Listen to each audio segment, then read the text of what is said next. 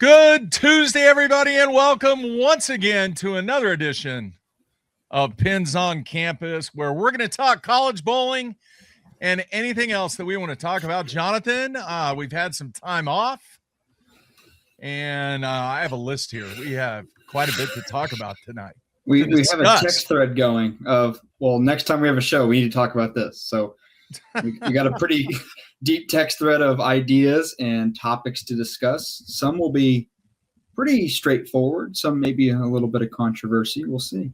Yeah. All right. Check this out. All right. I'm going over the top right away because, the summertime, a lot of people have stuff going on, but we want to get this show a little bit more exposure. Now, come on. All right. This is only the 12th show. It's pretty much the summer season now. Everybody is probably back home or working or doing internships or whatever. But I'm going to throw something out, Jonathan. Okay. All right. If we get the first person to get 20 people to subscribe to our channel on YouTube, I'm going to give them and send to them a Brunswick bowling ball of their choice. Now, here's how they have to prove it. They have to email me, and I'll give you my email later. They have to email me who they have referred, and then I will check and make sure that those 20 people are actually subscribed to our channel. You like that? Yeah, I think that's a good idea. That's my kind heart right there. Yeah. Look at you. Oh, we'll see. Hey, it's a free bowling ball. Come on, of their choice. Hey, very few people are going to turn down a free bowling ball. So tell 20 of your friends to subscribe to our channel. And the first one to do that and send me an email. Here's the email. It's mjeffreys, JEFFREYS @mail.snu.edu. mjeffreys@mail.snu.edu. We'll get after it and see if we can get people out there to send me an email with 20 people that subscribe to the channel, and we will continue to rock. Now, all summer long, we're probably going to do a show once every couple of weeks, maybe 3 weeks. Just depends on what's going on. You and I are going to be very busy.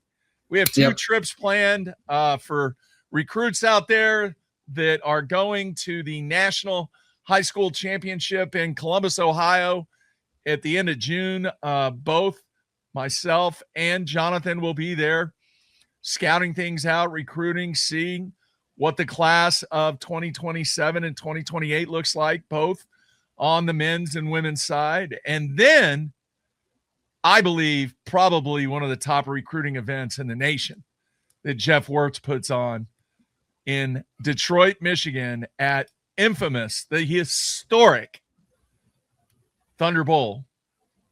First couple of days of August, we will be there.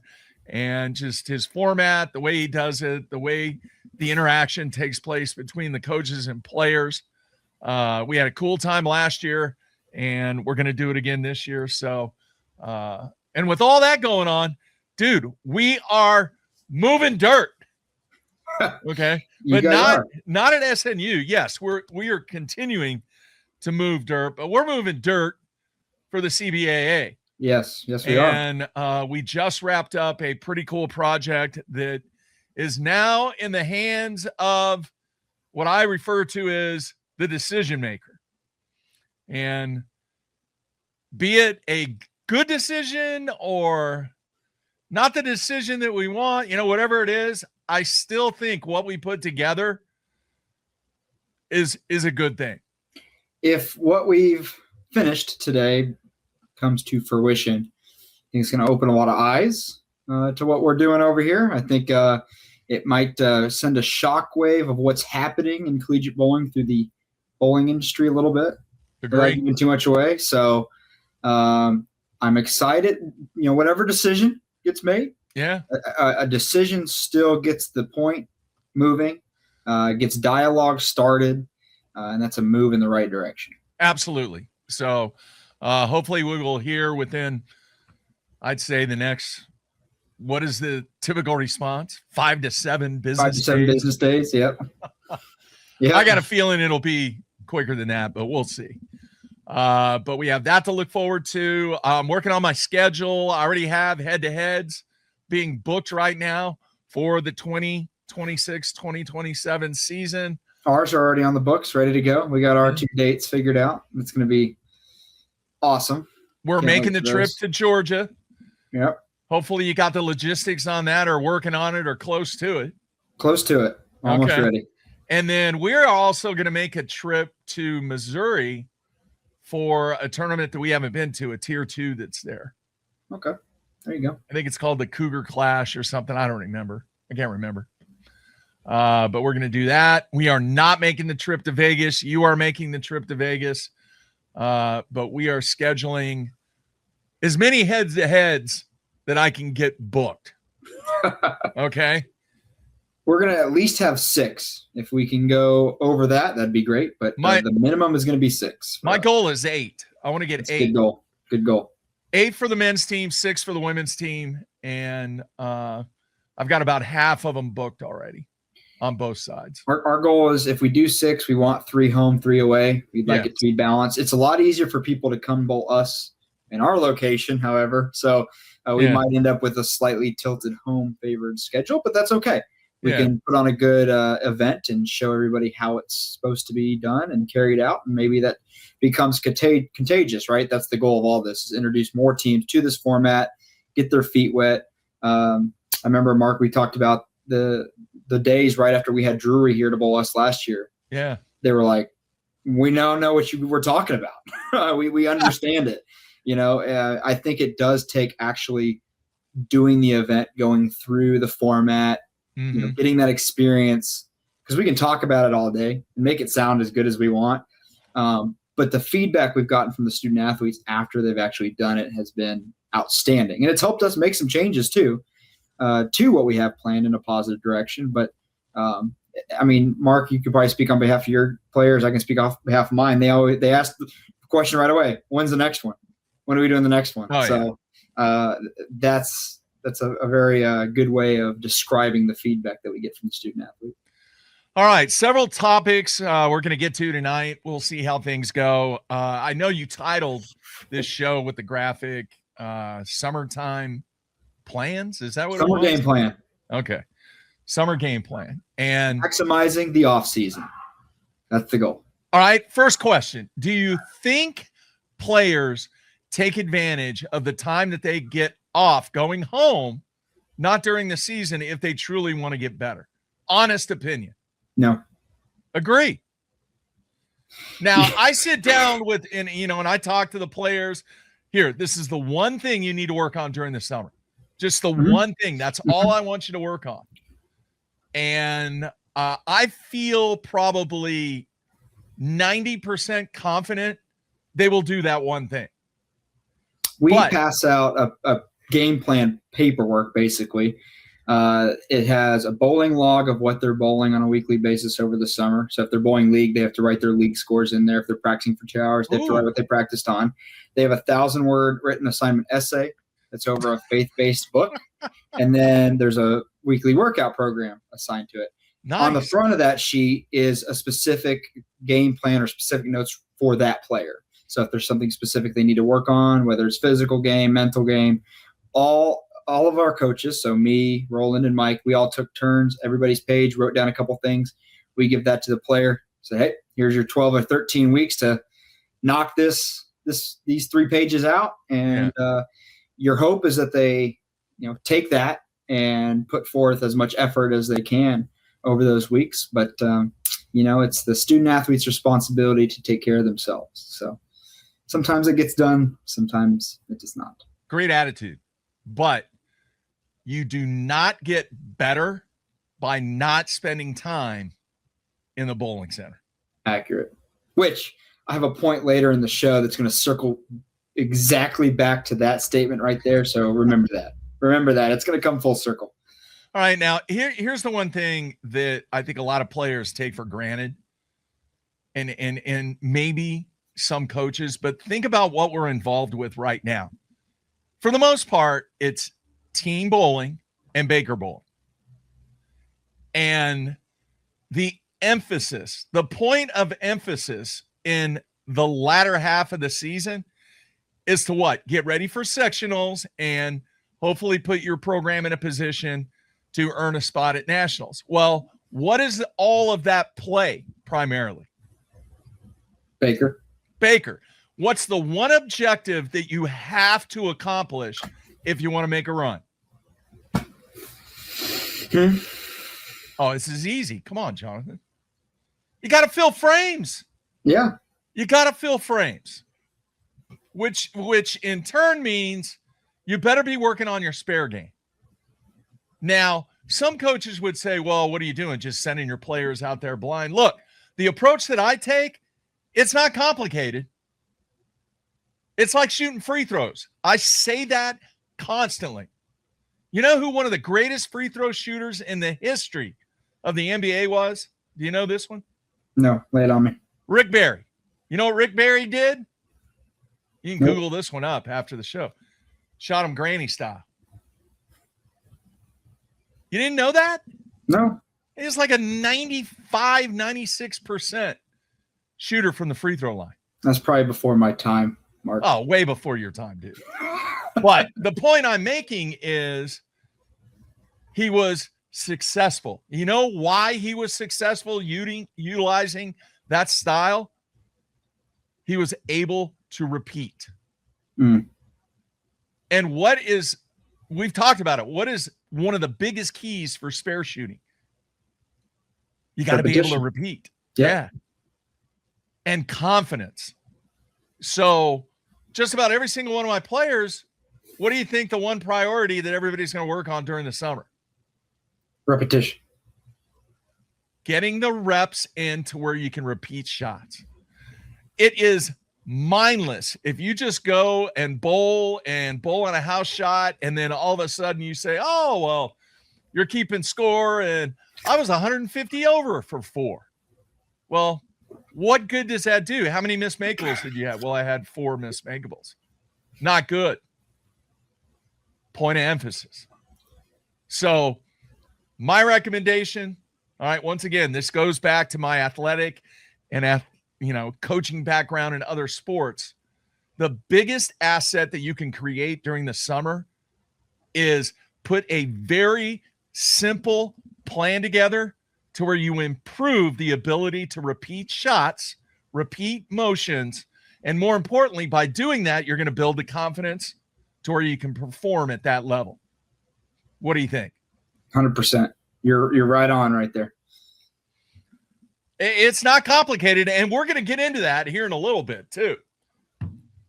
But I just think that the summertime, take advantage.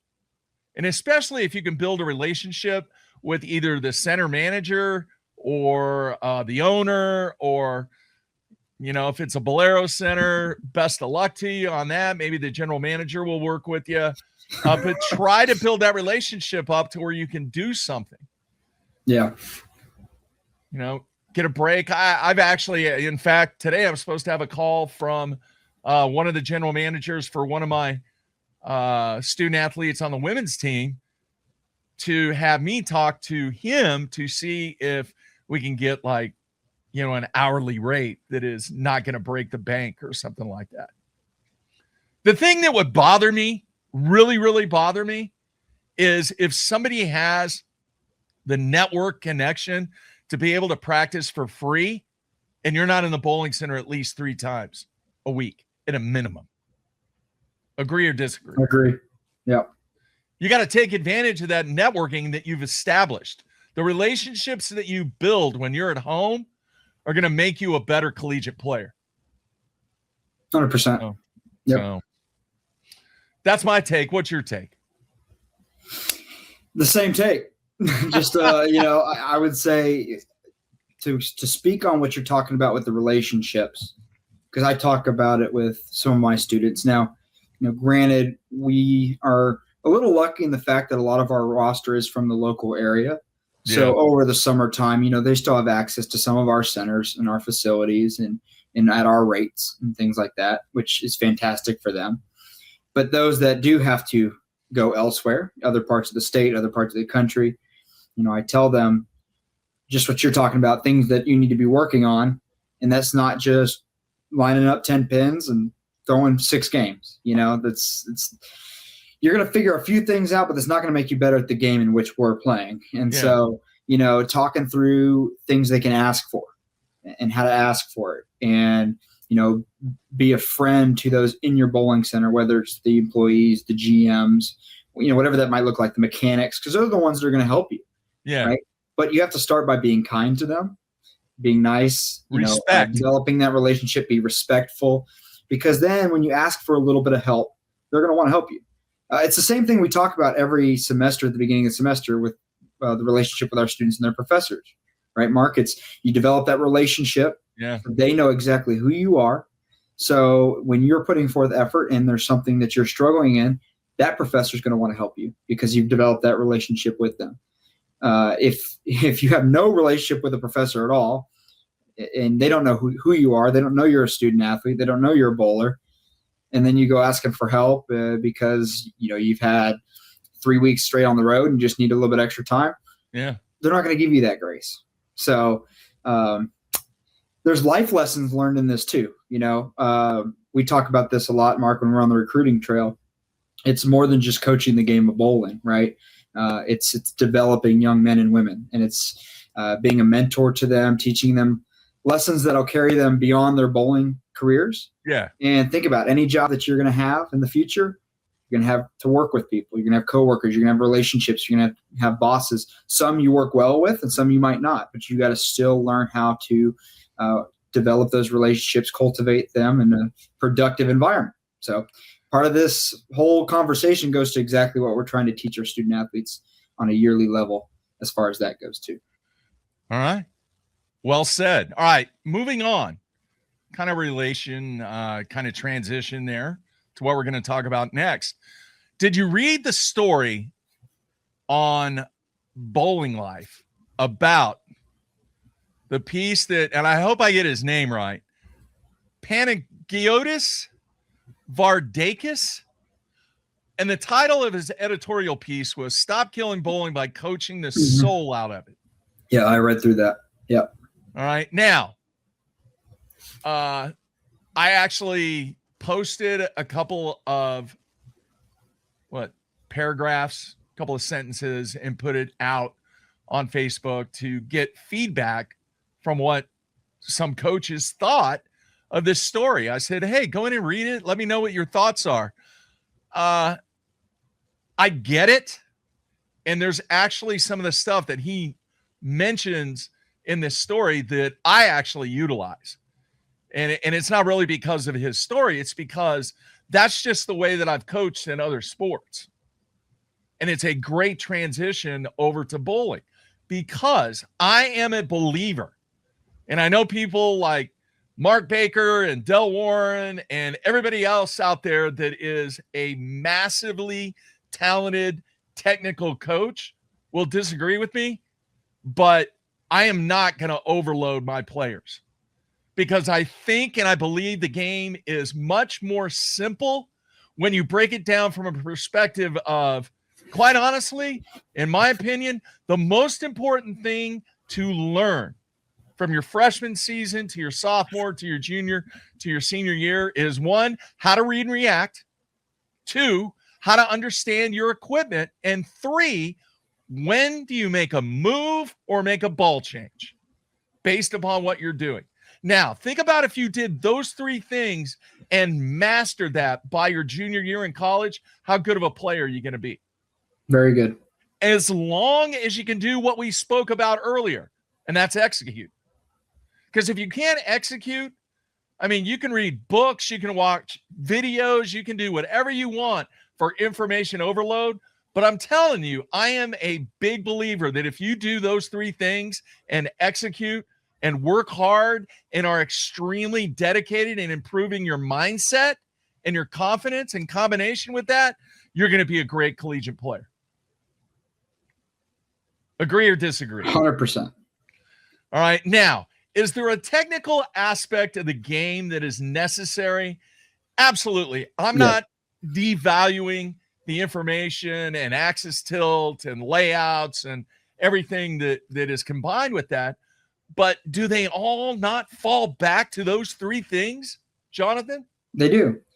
And you know me, I'm an analytical guy. I love the numbers, quite diligent with stats, always in the lab when it comes to drilling, really piece together arsenals on a numbers basis. However, when we're talking about all of that is just preparation, right? It's all done pre-actual execution, right? Once you show up and walk through the doors of the bowling center that day, you have what you have as far as preparation. Your job is to eliminate all the factors that you can control that could cause problems and go out there and just execute that day. Mm-hmm. That's all you can do. When you step through those doors, you shouldn't be thinking about what the RGs and diffs are in the bag of the arsenal that you put together. All that's preparation. That should have been done already. Same thing when it comes to drillings. Now, of course, everything's situational. Certain things we run into, that might be a discussion that happens. But that's not a discussion that's happened anywhere near the approach. I can tell you that, right? And so we sometimes see the extremes, though, Mark. And I know you've overheard it. I've overheard it at tournaments. We have some – I'm not going to call them coaches. We have ball reps out here with some of these teams that are standing right off the back of the approach, and they're having those kind of conversations. I can't speak on behalf of every athlete, but I can go back to my experience in college. If I would have been thinking through that, and unfortunately I did a lot on the back of the approach, I'm not going to execute very good shots because there's just going to be so much going on upstairs that it's not going to turn out well, right? There's too many things going on. It's as simple as you put it. It's those three things. And if you step up in the approach and you can have a clear mind, a free body, you're going to be able to execute better shots over and over again than the contrary. There are a number of players that coaches have to learn how they're going to respond. Right? And that's part of the beauty of being a coach, no matter what sport you're in, is you cannot treat everybody the same. You just can't. You cannot. Right. All right. Now, you can have standards and guidelines and kind of that base. But the beauty of being a coach is really working with that student athlete and learning each other and how that student athlete responds in certain situations. I mean, that's why I think the first 2 months of the season are the most important, because that is when that player-coach relationship is established. That's when you're finding out how these players are going to respond to adversity. That's how you find out how the pressure situation is going to be adapted by these student athletes. And then 2, are they going to be able to execute what you're trying to teach them? Yeah. So it's also the time that coaches have to evaluate what they have within the roster and how they're going to develop that to go. Agree. And you can't do the same thing for every single player. No. You agree with that? I agree. Yeah. I agree. There's a balance. There's things you do as an entire team, and there's things you do on a one-on-one basis or an individualistic basis. It's got to be a balance, though. It can't be all one or the other. Yeah. Because then you have all kinds of other problems. All right. I want to read a piece from the story and then get your thoughts on it. All right. And this is directly from his quote. The goal is not to make players sound smart. The goal is to make them dangerous on the lanes. And that comes from clarity, from simplicity, from letting the game breathe again. Because right now we're not elevating the sport. We are suffocating it with our own intelligence. What are your thoughts? Sounds a lot like the modern game of golf, doesn't it? I mean, you think about it. Bowling and golf follow a lot of parallels in a lot of different ways. I think as far as the pro ranks go, there's a lot of things that are similar between the tracks and just some of the draws you can make from a physical and mental game combination standpoint. Yeah. And I think that goes to that right there. Think about how analytical we've gotten with the game of golf, right? Everybody's got a TrackMan on the driving range now. It's all about how fast and how hard you can hit it, right? Time out. Is it not that way in every sport?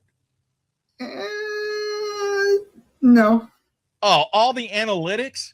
Well, yes, I'm talking about what I was getting to, Mark. Okay. Was there used to be a finesse to golf, right? Shot makers, if you will. Now, John granted, Daly had no finesse. well, that's John Daly. That's a whole other discussion.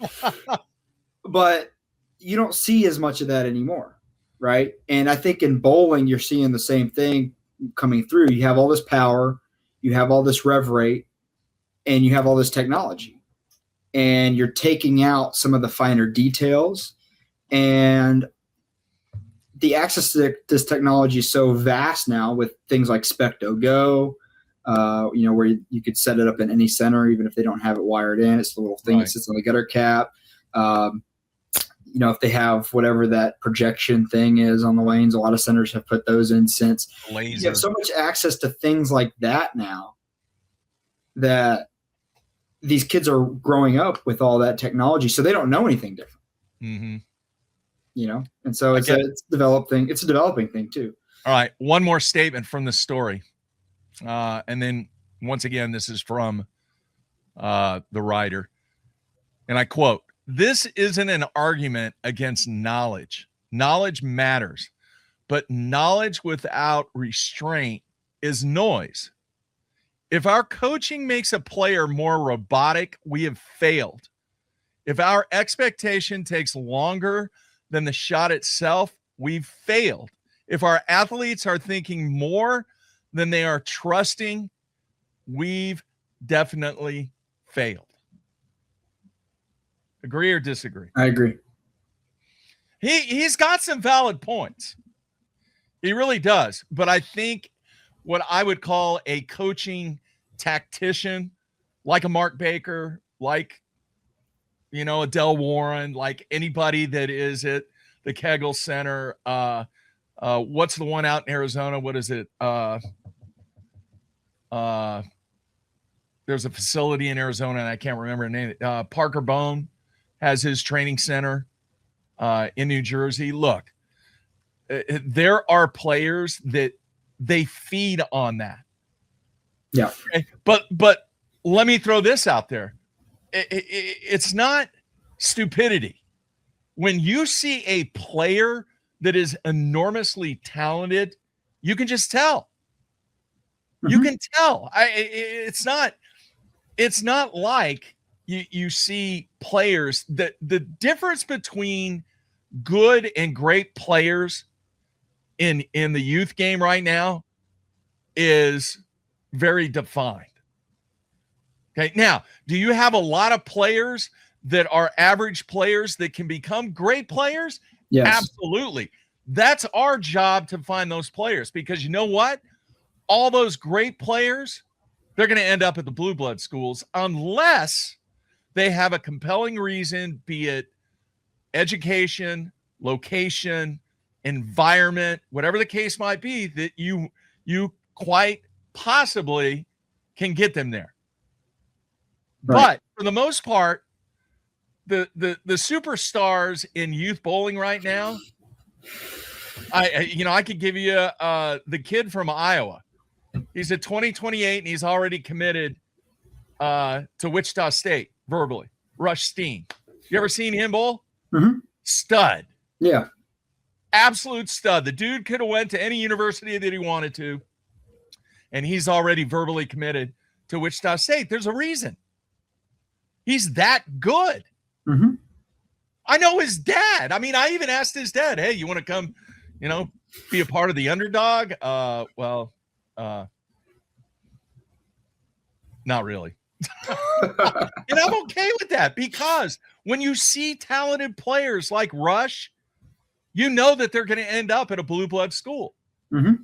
And coaches at blue blood schools, if you don't like hearing that, then you're not realistic at how great your program is. Not from an egotistical standpoint. And we all know that there's a lot of ego out there. Mm-hmm. But from a standpoint that you have worked diligent and super hard to become a blue blood, you should be very proud of that. At the same time, you should acknowledge the greatness that you continue to thrive on from a recruiting standpoint because of the hard work that you've put in to become a blue blood. Not taking anything away from it, but we have to find, the players that are good, and then get a great player every now and then. Yeah. Agree? Mm-hmm. It goes into roster building. It's a big thing of what we do, right?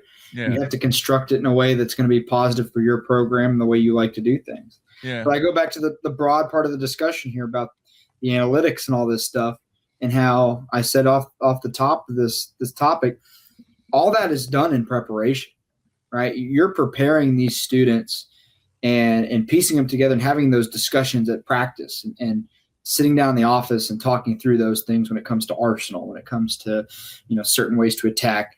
So that way, when you walk through the door of the bowling center that day, their toolbox is full. They have all the tools they need. Their only concern is to be able to pull that tool out of the toolbox and use it. That's all they have to be concerned about. That's how simple this becomes. But when you start to overcomplicate it and bring that explanation of those tools into the bowling center, especially on competition days, it's a dangerous game.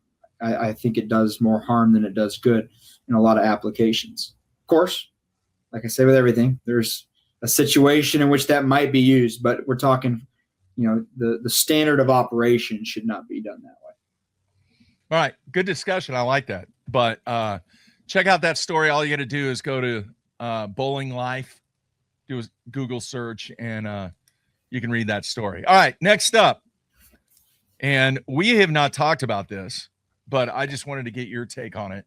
What do you think about the Lucky Strike lawsuit? Have you read any of the info that's out there on that? I have a little bit. I haven't done my thoughtful due diligence to make sure, I'm getting all the accurate information because, everybody's got to put their opinion in on what Lucky Strike is doing at all times. Yeah. It's interesting for the industry though, because it's noise. All noise is somewhat positive noise in bowling nowadays, right? From an outsider looking in standpoint. But it's going to be an interesting I don't think anything's going to come up. You don't think so? No. I think it's cool that they did it because do you think it was done purposely? Yes. To have publicity for bowling? No, I don't. No, I am not saying that. I totally understand why they did it, but in some of the numbers that I found, Lucky Strike has over 350 locations nationwide. And I think the number I saw, they control 35% or 36% of bowling revenue in the nation. You take a look at some of the other companies involved in industries, is that percentage close to a quote unquote monopolistic environment? Probably not. Nah, probably not. I mean, it depends on the industry, but I say in all likelihood, probably not. But it's going to be interesting to see how it plays out. And somebody's putting some money behind it. Yeah. It's not cheap. For those that don't know, Lucky Strike is the holdings company of Bolero /AMF /Bowlmore whatever. They've made their name in the last 20 years because it's changed a few times. Yeah. Hey, one thing, and we could talk a little bit about this. One thing that I noticed, and correct me if I'm wrong, in the World Series of Bowling, AMF, big sponsor, AMF, Cubica. Did you notice what kind of pins they were using? Cubicas, all right. AMF. Yeah. You know what kind of pins they had used the entire season? Just about every single event? Brunswick Maxes? Yeah. Yeah. Well, they are.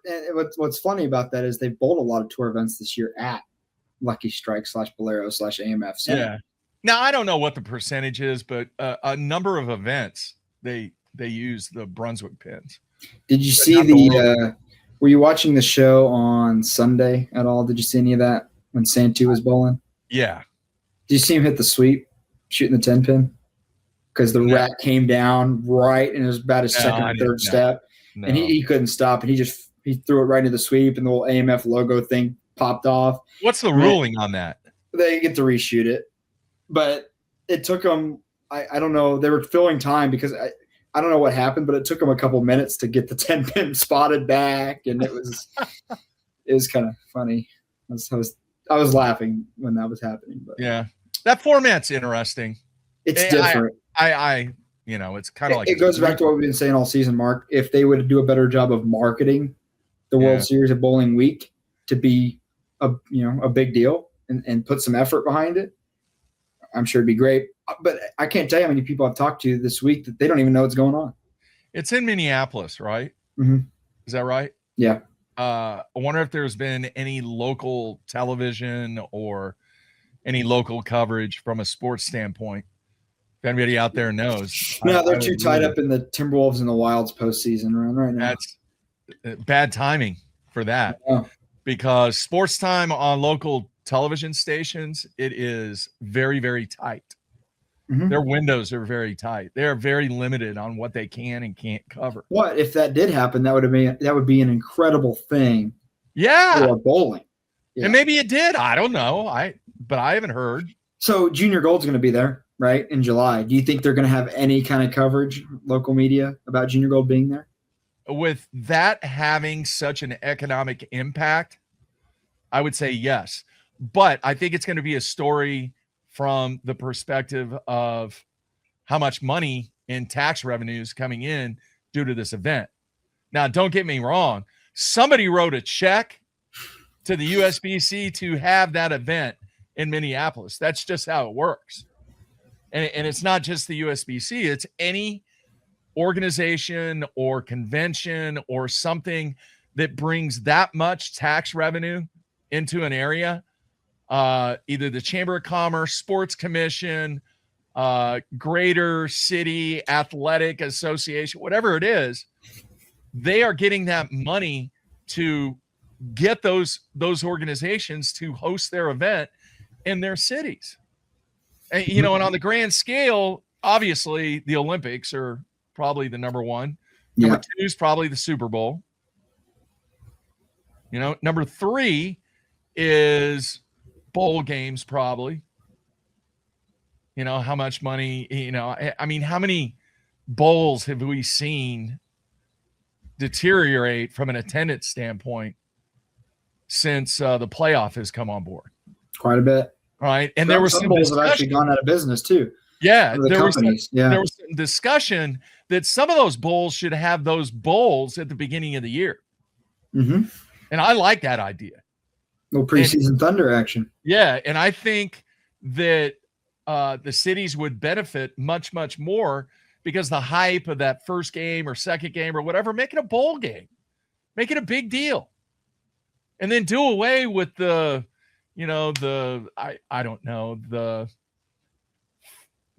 Fair Life Milk Bowl or whatever. Yeah, there's a few odd ones in there. Yeah, I always remember the Blue Bonnet Bowl was always at the Astrodome in Houston. Yep. The Astro Blue Bonnet Bowl. So anyway, we'll see what happens on that. All right. Did you hear about the 24-hour bowling television program that was announced? Yes, I did. I mean, come on, if pickleball can do it, bowling can. Mm-hmm. The only difference is it's on a what I would call micro system distribution. Yes. You agree with that? Because I know you're very media savvy. Yeah. It's not like pickleball TV is on YouTube TV. That's however, a big deal. I think this is a start. I think it's a proof of concept that can go to places like Tubi, which have the 24-hour NASCAR channel, right? Which, as a fan, I'm going to have on all the time, right? Bowling fans, bowling centers will have that channel on all the time. Pro shops will have that channel on all the time. Think about how much bowling telecast history there is out there. Oh. No shortage of content. It's amazing. Not at all, right? I think it's a start of something that if they continue to refine could be really good and end up on platforms like YouTube TV, Tubi, whatever your streaming services are now. I think what could take it over the edge is I kind of compare it to MLB Network in a lot of ways, because that was like the first dedicated channel. I mean, it's 24 hours of baseball, right? Yeah. Quick pitch, intentional talk. But didn't ESPN take that over? They did. Yeah, they did. Yeah, because now when you pay for MLB TV, it's part of the ESPN package. But they had some games on there. Then they had some special pieces on there. And so I'm thinking from a bowling standpoint where this could go is you have old telecasts that play all the time, but maybe you have a few TV shows on there. So that gets the audience to that. Maybe you have a podcast on there. Maybe you have something like what Brooklyn Rob does. Maybe their show's on there. Things like that. Yeah. Where now you have a bunch of bowling content that is just constantly recycled, but people are going to go there for specific things like those shows to help drive traffic to it.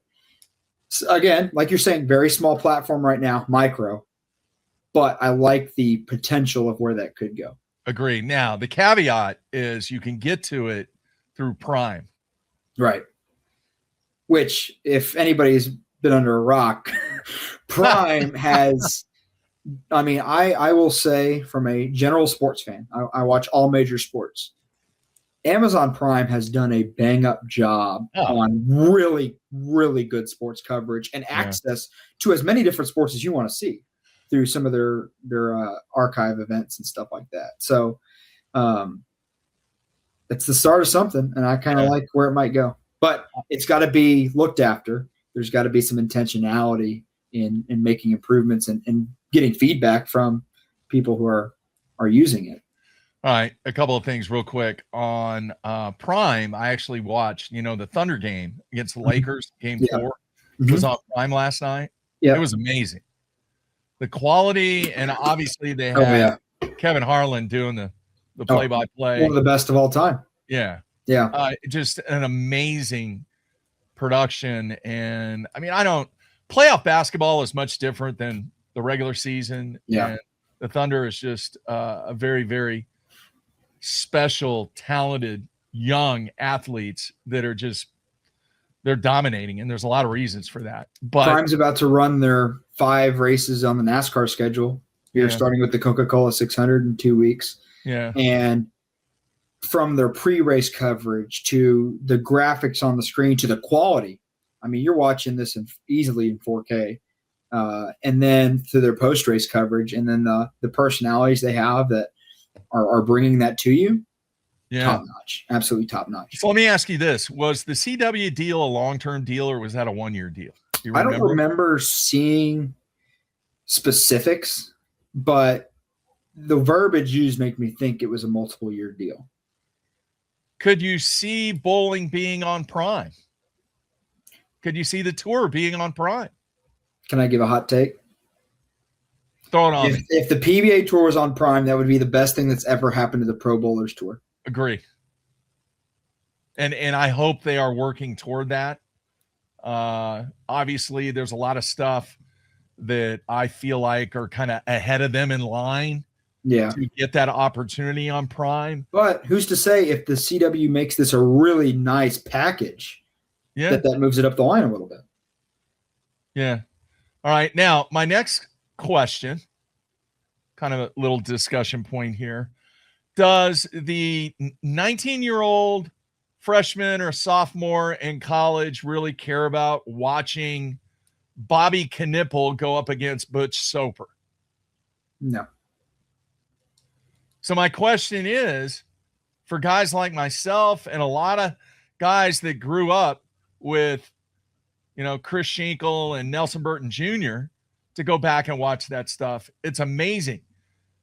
I don't think the general public's really going to give a hoot about that stuff. And I think more importantly, I don't think the young players of today really care about the history of the game. Am I wrong? Nah, if we're talking in general, the whole scope, I don't think you're wrong. I think there are pockets that do, but I think the majority do. So would it be better to attack this opportunity that the PBA has been given to generate that marketability of the young players and start breaking out some original programming that appeals to the younger player in order to do what we talk about all the time is make the sport better and grow it. We've talked about the marketability problem, and I feel like every time we've talked about it, the discussion has been a talk about either a rookie that's currently on tour, something a top player on tour has accomplished recently, like very relevant things, younger guys. There's your bread and butter for your marketability right there. Now, I'm not saying if you put together, a bunch of telecasts of Belmo in his prime that the young guys wouldn't be all over that. No, they would. Let's face it, some of these college freshmen mark we're getting now don't remember that. Yeah. And so getting them to see that, I mean, they're going to be all in on things like that. So I think it's selective of the content you pick as far as the curation of that when you're talking about history. Maybe not going back to the 80s and 90s telecast. Maybe we're shifting the timeline back just a little bit. But I think with that, you have to have the right combination of good content, exclusive pieces that draw people into what the current state of the tour is as well. Stories about Brandon Bonta, stories about Spencer Robars and those guys. Allow those young fans to connect, right? Or how many of these older fans have no clue who any of these people are or what's going on because they've never had a special, shown about any of them. Yeah, what the biggest question is? Who's going to fund it? Well, yeah. Is the USBC going to fund it? Because I know this was a big play, and there's been a lot of response from the leadership at the USBC about what a great opportunity this is. All right, who's going to fund it? Maybe the bowling proprietors. Well, they're kind of, already involved with the PWBA and it's other things. It's hard because you have to have funding to get something like that started, but corporate entities aren't going to get it involved until it already exists. It's a tough place to be. So here's the other thing. If you position it from a advertising or an asset standpoint that you're trying to position with other companies, who is going to want to get involved with that? Big question. Yeah. They can't even continue like they had. They had it once, remember? They had those non-endemics. They had the Motel 6. They had Denny's. They had Denny's. Lumber Liquidators. They had all these non-endemics, and then poof, they went away. Well, they went away partly because of the transition in ownership. Remember how big Barbasol's presence was? Oh, they on a yearly basis. The winner, with the shaving cream and all that. So once again, it is another interesting aspect of this sport to see what they do with the opportunity that they have. Now, going back probably, 6 or 7 shows ago when we talked about the new CEO for the PBA, I'm still optimistic that with his prior experience, some of the chops and accolades that he comes in with, this is a discussion that actively is going on. And I think they're going to try some things. Again, I might just be blindly optimistic. Yeah. But I think that was a large reason for that move as well. All right. We'll see what happens. All right. Another quick topic real quick. I saw a lot of feedback on social media about a lot of people want Chris Barnes in the booth. What do you think about that? I think he's great. On a regular basis, dude. Yeah. He is incredible. He's articulate about the game. Yeah. But he has the ability, and we talked about this when we talked about guessing how Rick Allen, Kyle Shern, how that booth would do. There's an art, and this is what makes what we talk about somebody like Kevin Harlan so good. There's an art to the connecting the diehard fan and the novice fan from the information you're giving. Barnes does a great job delivering bowling information that is somewhat technical in a way that both really competitive bowlers can understand and recreational bowlers can understand. I think that's what makes him so desirable in the booth. Yeah, I think what he's very articulate, does a great job. He's like a really good meal. And then for the really detailed, educated players, he puts a lot of seasoning on there, but you kind of get a taste of it. But the bulk of it is that great main dinner piece that you have. I think too, there's a broader discussion here that goes into wouldn't you say that because of his resume, people have a lot of trust in what validity? He's saying? Yeah, there's exactly. a ton of validity. So do you think that kind of goes into that as well? I do. I think that's a big piece of it too. Absolutely. Yeah. And this goes without saying, there have been disasters in all sports where pros have tried their stint in the booth and they were horrible. Do you remember when Tom Brady first started? He was terrible. The Fox telecast. It was not really good. Bad, but he grew into it, and he's much, much, much better. Much better. And he's the same way. He's got validity. Yeah. He's got the chop, so people trust it. But he does a great job of being technical when he needs to be technical, but still connecting with the novice fan who's watching. That's all you want from somebody that's giving you sports, right? Hey, I know you're young, but who would you say the best NFL broadcasting team was in the history of the NFL? Can I give you 3 combos? Sure. Jim Nantz and Phil Simms. Okay. Al Michaels, Chris Collinsworth. Okay. And Joe Buck, Troy Aikman. Now, a lot of that's from my era. It is. All great combos. It is. The greatest of all time was Pat Summerall and John Madden. And now, you probably didn't have the privilege to listen to a lot of those games, but Madden had just what we discussed. Mm-hmm. He had the validity, but he had the humor too. He had the essence of just connecting with the audience. Mm-hmm. And he had the Miller Lite commercials too. That's exactly right. And I think people of my generation have come to appreciate a lot of what John Madden did because of all the recent things that have come out about him, right? The documentary and stuff like that help us that didn't maybe watch the games or listen to him in his era be able to appreciate what he did. And I think a lot of guys have looked at that as an example too. But you have to have kind of that built into yourself already. That's something that's hard to teach. But you're 3 really, really good. All right, not taking away any. And the Monday Night Football crew on Monday night with Frank Gifford, Howard Cosell, and Dandy Don Meredith, that was epic too. But that's when you didn't have, 32 sporting events on television, and you had all these guys out there that were broadcasting sports. Mm-hmm. I can remember being a kid. We didn't have homework in some of my classes because of Monday Night Football. Because everybody watched Monday Night Football.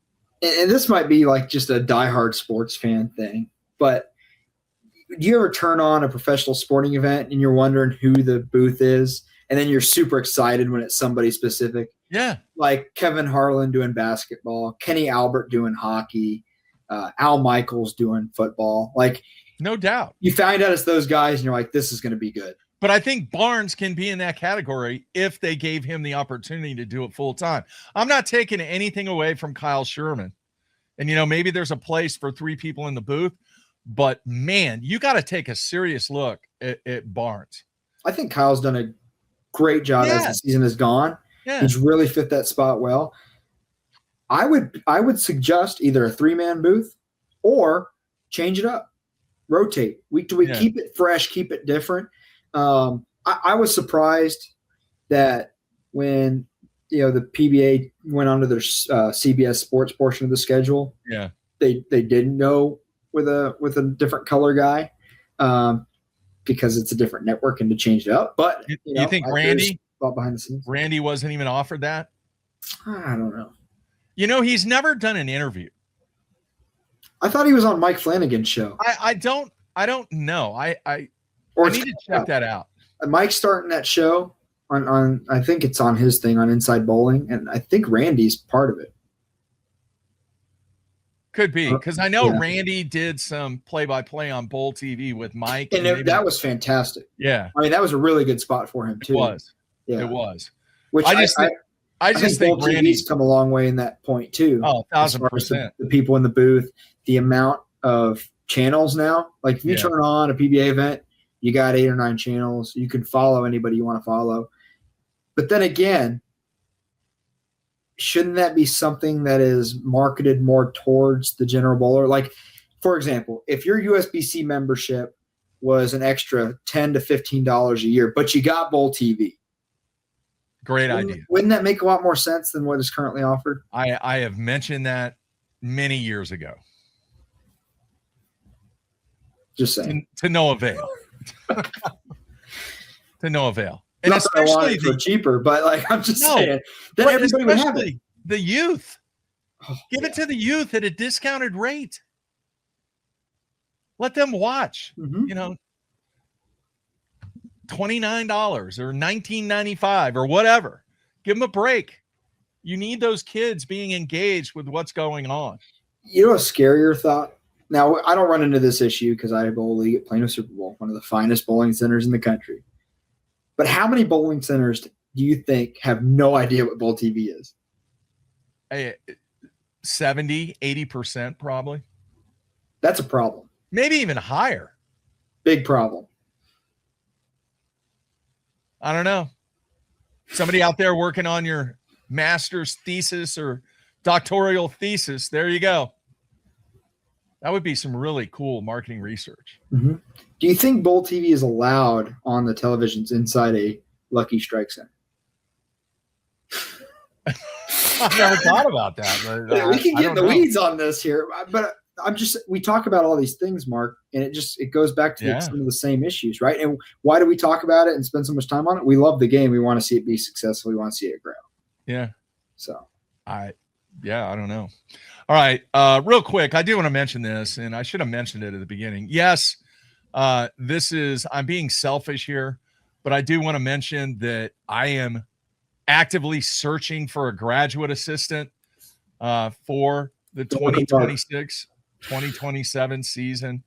I had one lined up, worked really hard, got everything processed, interviewed, the whole deal, but an opportunity to go to work full-time came up for this person, and the decision was made that was the direction, in thinking not about the now, but 3, 5, 10, 15 years from now. And I wish that person the best, but we must move on. And I did put a post on the Bowling Connection, College Connection page, College Bowling Connection page, sorry. And this is my thought on this, Jonathan.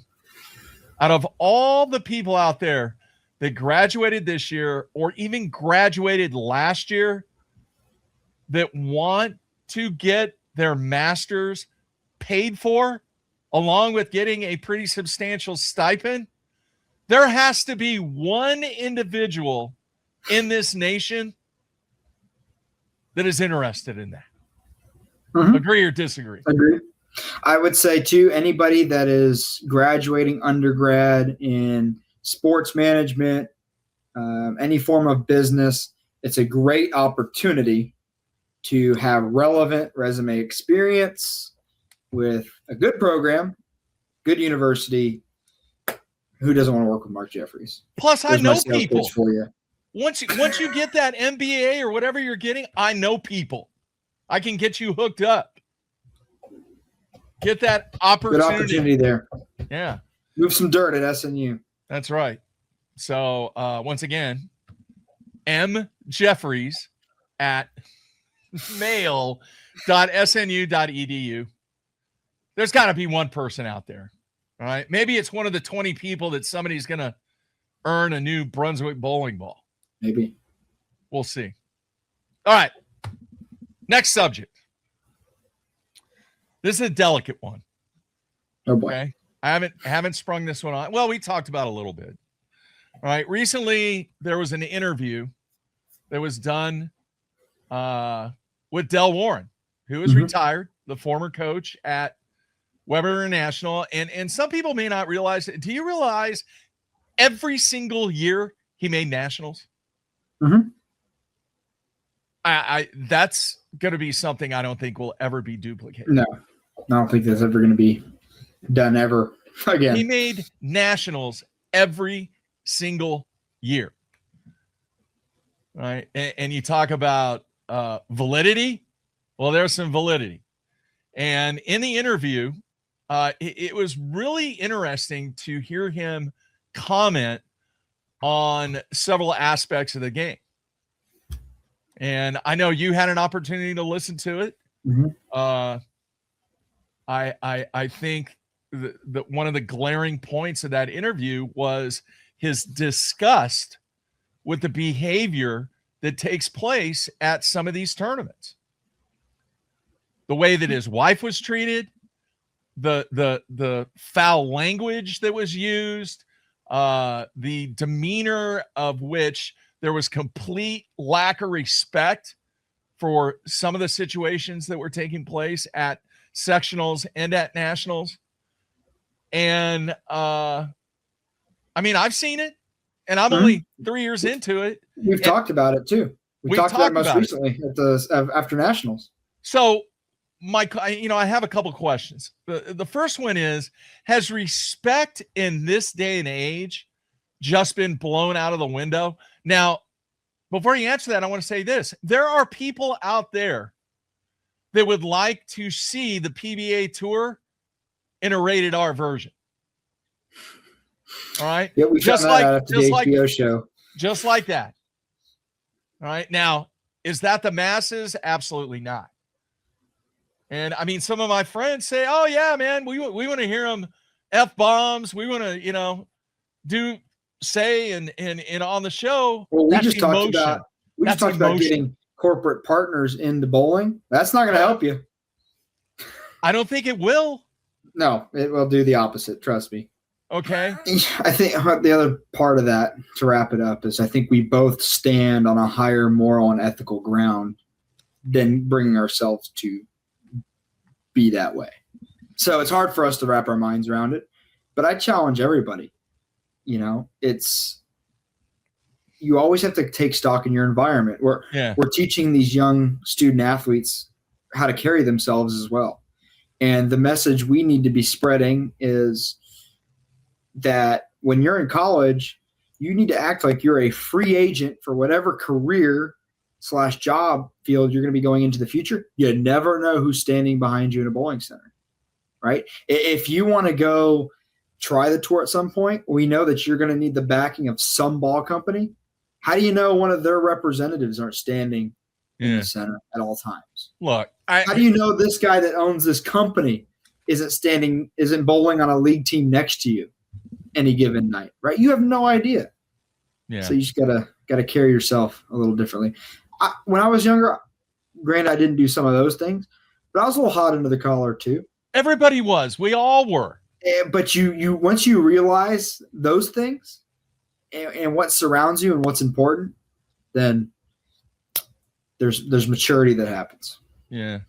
I'm going back to the Del Ballard interview for a second. Okay. First of all, if you haven't listened to it, you need to go listen to it. There are so many good things in there. I'm not sure the gentleman who was asking the questions. I think it's somebody from Storm as far as their content. Above180.com website is where you can get it. Okay. Yeah. Fantastic interviewer. Yeah. I mean, asks really good questions. Let's Del have the floor. I took a small segment out of what Del was talking about right in the middle. And I'm going to read this off. I'm going to send this to my team kind of as a form of motivation. Can you play it? I do not have the audio. Okay. So I'm going to read it off because I'm going to skip a few things. Okay. I want you to develop some thoughts on this. So right around the midpoint, he's talking about incoming recruits, current roster members, because Dale was big on player development, right? He wanted to develop every player into their maximum potential. He says the challenge isn't taking somebody and making them where they can compete against the best teams in the country. That's not the challenge. It's whether or not they'll actually do it when they get here. The biggest challenge is, do I have someone motivated enough that wants to be good enough that they will do all the necessary work every single day and have the discipline to do it and not get distracted by other things? Goes on to say, can you forgo some of the things you really want to do and put in the time to be elite? He says, in quote, that's about 1 in 10 in my experience. He goes on to finish by saying, taking someone from a developmental status to varsity, he's done many times. but he's also had heartbreaks where he's seen kids that just have unbelievable talent that never make it higher than JV because other things become a priority. They weren't coachable. Coachable means a coach says this, you do that, and then behind the scenes work on really how much they want it and their passion. I can't give that to them, and that's the mistake I made early on. Thoughts?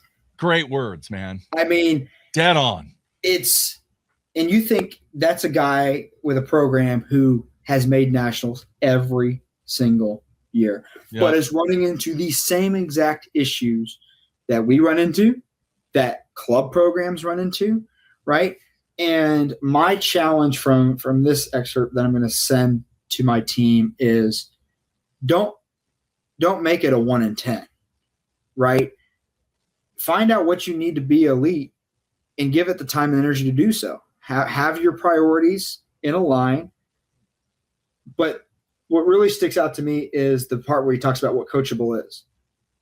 Coachable is we say do this and you do it, but behind the scenes you have to work on how much you really want it and how your passion plays into that. So I just thought that was an incredible little piece to pull out of that interview because a lot of it was talking about the history and what he's going to miss and his success. But one of the greatest college coaches of all time, clearly, right? To give you that little gem, I think was incredibly valuable. So kind of fired me up this morning when I was listening back to it in preparation from our show. And I'm going to use it as a piece of motivation for our program as well. I like it. That's really good. You know, the other thing I remember from that interview, I think it was 6 weeks, he said. Sometimes it took 6 weeks for him to get over a loss. Yeah. Was that right? 6 weeks? Yeah. And I liked how he talked about the emotional moments. Yeah. Between, about his own experiences, but then his assistant coaches, because I think for a lot of times our players don't see that out of us, except maybe in the extreme moments. But through the ebbs and flows of the season, Mark, you can speak on this on behalf of your own program, but it's an emotional roller coaster throughout the year. Times of just you're elated about how things are going. Times you want to hide under a rock. Like we go through a toll of emotional roller coaster every single season that it's tiring and it's exhausting. But we share in some of the feelings that our players have as well. Now our responsibility is to, make sure we're holding that back a little bit in certain areas. But I think it's important too, as coaches, we communicate with our players about how we're feeling in that area too. And I think Dell did a great job communicating where, that emotion was clear between him and his coaching staff. They shared that emotion, but then they shared their emotion with the players as well. I think that was a special piece that came out of the interview too. I agree. All right. Good stuff, man. Really, really good stuff. All right. Anything else? Oh, dude, we went almost an hour and a half. Yeah. Pretty good stuff. I'm going to say this one more time. And Mark has said it many times. I've touched on it. I just want this to be heard again because it still is so prevalent. It's frustrating. If you are a recruit and you are being recruited by college coaches, okay, communication is the most important key to your success as a recruit. Just like Mark and I, we can speak every other coach. We want what's best for you as a recruit. We want you to have a successful college bowling career, wherever that might be, right? Of course, with us, our respective programs would be great, but we have the contacts and the keys to get you to wherever you want to go.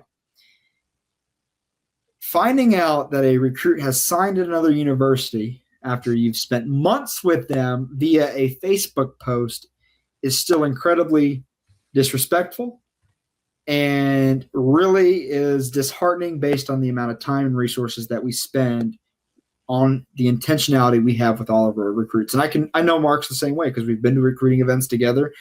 We operate in a very similar way. Have the respect to either email, text, calling is the best, but even if you can't find 5 minutes, reach out to all the coaches that were part of that process if you've chosen to sign another university, because we are trying to build rosters. We're trying to plan. Holding us hostage is painful. But just communicating is important, because who's to say in a year or 2 years you're looking for a different fit, your name comes back on the portal. Me and Mark keep receipts. Just because you did it to us one time, it's going to hurt your opportunities the second time around. But trust me, communication, whatever the result is, whatever the conversation is, whether it's asking more questions, scheduling visits, talking with parents, setting up second interviews, or telling us you're pursuing other opportunities, all of it's great. We just ask for some of it. There's not enough of that, Mark, unfortunately, happening in today's day and age. It goes back to the word respect. Well, the other thing I've come to realize, and I don't know if, and this goes right to what we're talking about, respect. Granted, it was much different, I guess, when I was being recruited, or I thought about it differently. But I think it's important for recruits to be appreciative of every single time a coach comes calling or emailing for an opportunity that they're providing. Even if it's something that's completely out of your wheelhouse, a simple, I appreciate you taking the time to contact me. I appreciate the fact that I am getting looked at by your university, but you don't have, X, Y, Z. That's incredibly valuable and mature, but you don't see that much either in today's recruiting world. Well said. Maybe it's probably not going to be the last time we bring that up on this show, but since there probably are prospective college bowling athletes or other coaches watching, first of all, show some respect. Second of all, coaches, stand your ground on that too. If we want to have that culture change, it demands the coaches following that regimen as well. Agree. Okay. Agree. Hey, I am fired up about going to Columbus in June. Yeah, never been to that one. That'll be a fun one. You speak highly of it. I will back up what you said off the top of the show. Jeff Wert's event in Detroit is world class. Yeah. When it comes to prospective student athletes for college bowling, the way he does it, the care he has for the bowlers is incredible. Yeah. But then what he provides for us coaches is unparalleled to anything else we come across. The high school championships, Max Field, he is booked. Good. Yeah. It's going to be jam-packed. So have you been to Columbus? I've driven through Columbus on my way to Cleveland. We will actually take some time and go by Wayne Webb's bowling center. That's a good idea. Yeah. Obviously, I've seen many things from there. Yeah. Never been. Yeah. And then I know you don't go to Junior Gold, but you'll be watching Junior Gold. Yes, I will. So for prospective student athletes. Are you going to have a booth at Junior? Mm-hmm. Mm-hmm. How much is that? Like $150, but you get 100 of it back, I think, after the event. So $50. It's in Minneapolis. We talked about that. What's nice for me is I have family from there. Half my family is from Minnesota. So I am staying the week after Junior Gold and going to do some fishing, hanging out, do a little mini vacation before I come back home. So that'll be nice. But so we have high school nationals, we have Jeff Wert's event, and we have Junior Gold. So a lot of chances for prospective student athletes to meet us both. And then at all those, well, I can't speak on high school nationals, but at least on Jeff Wert's event and Junior Gold, a chance to meet quite a few different college coaches. So come talk to all of us. Be glad to answer your questions. I've actually, it might be too late. I've actually thought about it, but then I was just like, I'm driving. I'll pick you up on the way. You're driving? Yeah, I'm taking the golf clubs. I'm taking the fishing poles. You got a place to stay too, though. Yeah. So your cost is minimal. Although gas by then might be $5 a gallon. Hey, at this rate, yeah, maybe. If you decide to go, call me. I can hook you up. I don't know how I'll get home. I guess fly home. I could get a one-way ticket, maybe. You could. You could also stick around and do some fishing. How about we might have to talk about that. I had no idea that you were driving. You spent some time on the water recently, haven't you? Table Rock Lake for a couple days. It was fun. It's fun. Caught a lot of fish. Beautiful, beautiful part of the country. Branson, Missouri, Springfield, home of Bass Pro Shops, That's right. HQ. Tracker boats. Yeah. But yeah, I've been too busy, man. I just, that's only the second time this year I've been fishing, which is That's brutal. Yeah. Hopefully that will pick up maybe next week. We'll see. Headed to Paris, Texas this weekend. Are you? Have a Sorry. SASBA. It is the tournament that I qualified second last year. First time it's CK Moore's Center in Paris. Mm-hmm. It's a nice little quaint, very vintage center. And the 50s qualify, and then the 60s qualify, and then you get paired up and you bowl Baker doubles if you make the cut. Fun format. Yeah. So we'll see. How many times have I made this statement? Man, I bowled extremely well. I just didn't score. Sounds like me every week. That's a problem. There's a reason. That's what I always say. There's a reason. Why is this happening? It's not Morella. I'm telling you, it it's all, not Mark. Morella. You're going to bust loose this weekend. You've been saving it. The back, I got 2 injections. Ooh, brutal. Those 2 hurt. So hopefully it'll last through the weekend. And don't want to have to tap out. Been watching any hockey? Oh, yeah. Man, I really wanted Minnesota to pull it out, but man, they're down 3-1 now. Ugh. Yeah, those are my guys. My Wild. They are the Avs are really good team. But no, I've been watching. I mean, playoff hockey's so good. It's so good. Been watching a ton of playoff basketball as well. My Timberwolves are doing good. Yeah, we've tied the series 2-2.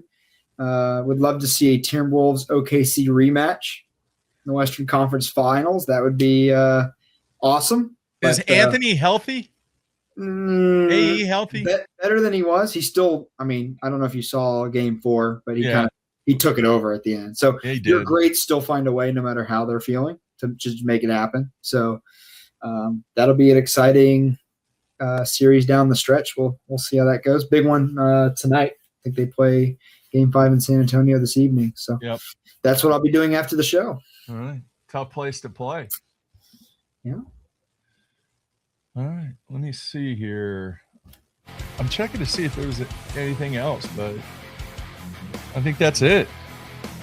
All right. 2 weeks. We'll be back in 2 weeks. I think. I don't even know what the date is, but I think it's the week before we leave for something. Hang on here. Let me look. 2 weeks would be May 26th.